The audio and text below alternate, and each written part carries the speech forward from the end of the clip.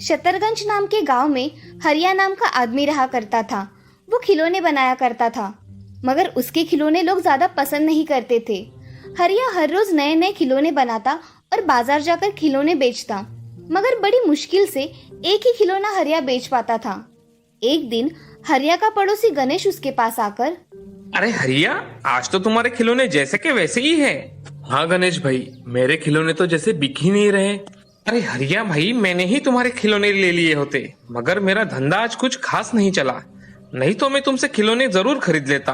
गणेश भाई, तुमने पूछा यही बहुत है मेरे लिए। चलो घर चलते हैं हरिया, अब थोड़ी देर में रात हो जाएगी। गणेश भाई, सुबह से एक भी खिलौना नहीं बेचा मैंने। 2 दिन से मैंने कुछ खाया भी नहीं है। इस जालिम पेट के लिए कुछ ना कुछ तो बेचना पड़ेगा। हाँ भाई, तुम बेचो, मैं चलता हूँ। हाँ। ऐसा कहकर गणेश वहां से चला जाता है। अब हरिया अपने खिलौने बेचने लगता है। तभी एक औरत अपनी लड़की के साथ हरिया के पास आकर, भैया ये गुड़िया कितने की दी? ये गुड़िया 20 रुपए की है बहन। कुछ कम करो ना भैया, घर जाने का समय हो गया है और बच्ची ने जिद की है इसलिए खिलौने ले रही हूँ, वरना खिलौने तो इतने अच्छे नहीं है। उस औरत की बात सुन हरिया दुखी हो जाता है और उस औरत से, एक काम कीजिए, आप एक खिलौना 15 रुपए में ले लीजिए, इससे कम तो नहीं आएगा।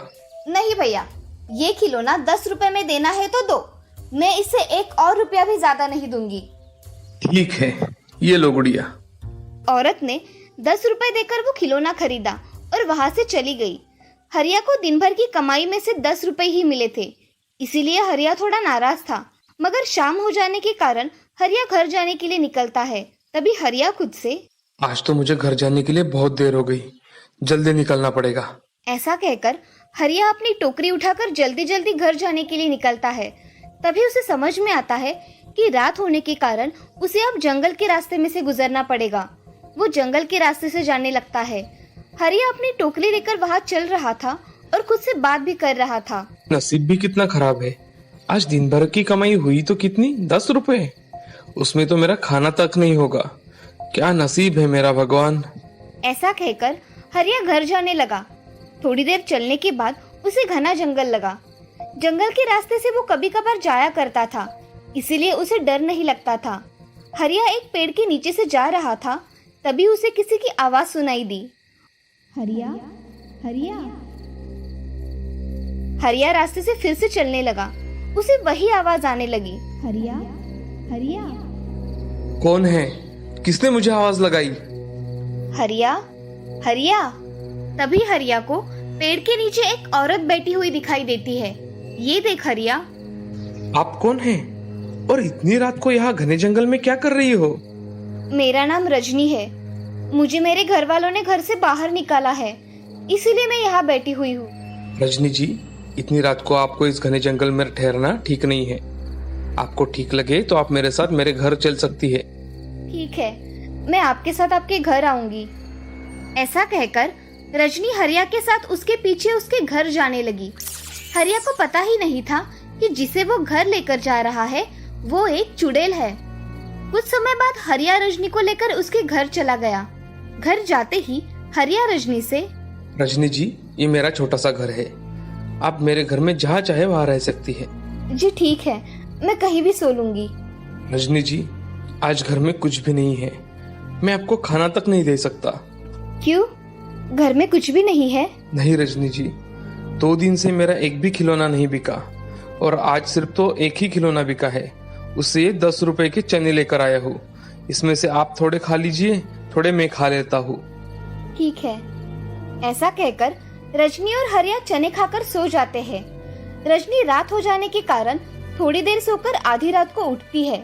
रात में उठने के कारण वो अपने चुड़ैल के रूप में आ जाती है। वो घर में जाकर देखती है तो घर में कुछ भी खाने की चीजें नहीं होती। तभी वो 2 डिब्बों में अपने जादू से कुछ सामान भर देती है और घर के बाहर जाकर अपने जादू से बहुत खूबसूरत खिलौने बनाती है। खिलौने बन जाने के बाद वो घर में आकर सो जाती है। सुबह रजनी हरिया से पहले ही उठकर घर के सारे काम करने लगती है। तभी थोड़ी देर में हरिया उठता है। वो बाहर बने मिट्टी के खिलौने देख बहुत खुश हो जाता है और, किसने इतने सुंदर खिलौने बनाए होंगे? मैंने तो आज तक इतने सुंदर खिलौने कभी नहीं बनाए। तभी रजनी वहाँ बाहर आंगन में आ जाती है और हरिया से कहती है, हरिया जी, खिलौने अच्छे लगे? मैंने बनाए हैं। बहुत सुंदर खिलौने हैं रजनी जी। इतने सुंदर खिलौने बनाना आपने कहाँ से सीखा? हाँ हरिया जी, मैं मेरे घर में खिलौने बनाया करती थी। अच्छा, चलो मैं इन्हें बाजार जाकर बेच आता हूँ। तब तक तुम कहीं मत जाना। मैं यही रुकूंगी, आप चिंता मत कीजिए। ऐसा कहकर हरिया खिलौने टोकरी में भर के बाजार बेचने चला जाता है। बाजार जाते ही उसकी टोकरी में इतने खूबसूरत खिलौने देखकर बहुत सारे लोग आश्चर्यचकित हो जाते हैं और उसके पास खरीदने के लिए भीड़ लगा देते हैं। सारे लोग हरिया से खिलौने खरीद लेते हैं। आज हरिया की अच्छी कमाई होने के कारण वो कुछ राशन सामान खरीद लेता है और घर जाने के लिए निकलता है। आज हरिया बहुत खुश था। उसके सारे खिलौने बिक गए थे। घर आते ही रजनी जी, मैंने कुछ राशन लाया है, ये ले लो। थोड़ा था घर में राशन, तो मैंने उससे खाना बना लिया। मगर घर में तो कुछ भी राशन नहीं था। आइए, मैं आपको दिखाती हूँ। ऐसा कहकर रजनी हरिया को डिब्बे में भरा राशन दिखाती है। वो देख हरिया आश्चर्यचकित हो जाता है। तभी रजनी हरिया से, आप हाथ मुंह धो लीजिए, मैं खाना लगा देती हूँ। हाँ, अभी आता हूँ। ऐसा कहकर हरिया जल्दी जल्दी हाथ पांव धोकर खाना खाने बैठ जाता है। अब हरिया और रजनी अच्छी तरह से खाना खा लेते हैं। हरिया को खुश देख रजनी भी खुश हो जाती है। हरिया रजनी से, रजनी जी, आज कितने दिनों बाद मैं घर का खाना खा रहा हूँ। मैंने आज तक इतना स्वादिष्ट खाना कभी भी नहीं खाया है। ये सब सुन रजनी बहुत खुश हो जाती है। अब ऐसे ही दिन बीत रहे थे।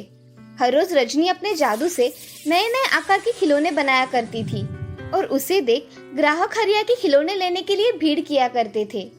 एक दिन एक छोटी बच्ची अपने पिता से, पिताजी, मुझे खिलौना लेकर दीजिए ना।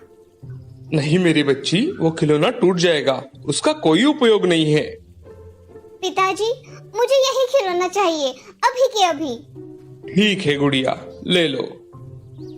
वो आदमी उसके लड़की को खिलौना खरीद कर देता है। वो लड़की बहुत खुश हो जाती है। आज भी हरिया के सारे खिलौने बिक गए थे। ये देख हरिया का पड़ोसी गणेश बहुत ही दुविधा में पड़ जाता है। गणेश मन ही मन में, इस हरिया के खिलौने का व्यापार इतना अच्छे से कैसे चलने लगा? जिसके खिलौने कोई खरीदता नहीं था, आजकल लोग उसके खिलौने मांग मांग कर खरीद रहे हैं। ऐसा अचानक कैसे हो गया? गणेश हरिया के पास चला जाता है और हरिया से, अरे हरिया भाई, कल तक तो धंधा अच्छा नहीं चल रहा था और अचानक से कैसे धंधा अच्छा चलने लगा? क्या बात है? सब भगवान की कृपा है गणेश भैया। चलो, खिलौने बिक गए, मैं अब घर जाता हूँ। ठीक है। ऐसा कहकर हरिया वहाँ से चला जाता है और गणेश मन में, ये हरिया मुझसे कुछ छुपा रहा है। इस बात का तो मुझे पता करना ही पड़ेगा। गणेश रात होने पर हरिया के घर के बाहर जाकर देखता है तो उसे कुछ भी नहीं दिखाई देता। वो रात भर हरिया के घर के बाहर पहरा देता है। आधी रात हो जाती है, तभी हरिया के घर के अंदर कुछ हलचल दिखाई देती है। घर में रजनी उठकर कुछ जादू से बना रही थी। गणेश ने खिड़की से झांककर देखा तो उसे घर में एक चुड़ैल दिखाई दी। उसे देख गणेश बहुत डर जाता है। उसने देखा कि चुड़ैल अपने जादू से खिलौने बना रही है। ये सब देख गणेश डर के मारे भाग जाता है। अब घर आकर वो डर की वजह से कुछ बोल ही नहीं पाता। अगले दिन हरिया अपने खिलौने लेकर बाजार बेचने चला जाता है। अब गणेश गांव के कुछ लोगों के पास जाकर उन्हें ये बात बता देता है। ये बात गांव के सरपंच जी को पता चलती है।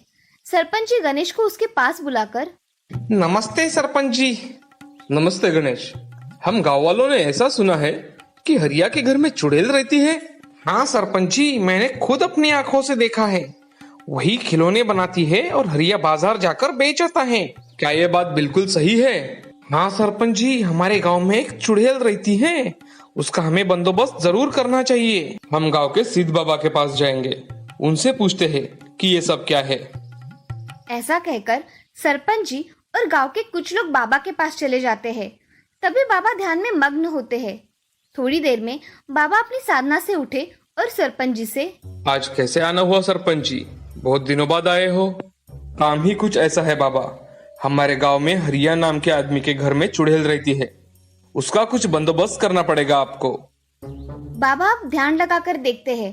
तभी उन्हें सारी बात पता चल जाती है। बाबा सरपंच जी से, मुझे उसके घर जाकर देखना है कि ये बात सच है या झूठ। चलो मेरे साथ। ऐसा कहकर बाबा सभी गांव वालों के साथ हरिया के घर चले जाते हैं। घर जाकर सभी गांव वाले हरिया से, अरे हरिया, जरा बाहर तो आना। तभी थोड़ी देर में हरिया और रजनी बाहर आकर देखते हैं तो सरपंच जी के साथ गांव वाले घर के बाहर खड़े थे। ये देख हरिया। क्या हुआ सरपंच जी, आज आप सब मेरे घर के बाहर क्यों खड़े हो? तुम्हारे घर में जो औरत रहती है वो एक चुड़ैल है, उसे कहो सामने आओ और अपने असली रूप में आओ। ये सुन हरिया का अपने कानों पर विश्वास ही नहीं होता। आपको बहुत बड़ी गलतफहमी हुई है, ये चुड़ैल नहीं, ये तो रजनी जी है। बाबा ये झूठ बोल रहा है, इसी के घर में है चुड़ैल। अगर तुम सच में चुड़ैल हो तो जल्द से जल्द अपने रूप में आ जाओ। ऐसा कहकर बाबा ने कमंडलू से थोड़ा पानी निकालकर रजनी के बदन पर छिड़क दिया। वैसे ही रजनी का बदन जलने लगा। ये देख रजनी, रुकिए बाबा, मैंने कुछ नहीं किया, आप ये जल डालना पहले बंद कीजिए, मैं आपको सब बताऊंगी। ऐसा कहकर रजनी अपने चुड़ैल के रूप में आ जाती है। बाबा, मैं इस जंगल से एक दिन अकेले जा रही थी, तभी एक चुड़ैल ने मेरे शरीर पर कब्जा कर लिया और तब से वो चुड़ैल मेरे शरीर में प्रवेश कर चुकी है। मैं जब तक किसी से शादी ना कर लूं, तब तक मुझे इस चुड़ैल से मुक्ति नहीं मिलेगी। तभी बाबा चुड़ैल से, तुम उस बच्ची को छोड़ दो, मैं उसकी शादी करवाऊंगा, तुम्हें उसका शरीर छोड़ देना चाहिए अब। बाबा ऐसा कह रहे थे तभी हरिया रजनी से शादी करने के लिए तैयार हो जाता है। सभी गांव वाले हरिया की शादी रजनी से करवा देते हैं। जैसे ही रजनी की शादी हरिया से हो जाती है, रजनी उस चुड़ैल से मुक्त हो जाती है और सामान्य औरत बन जाती है।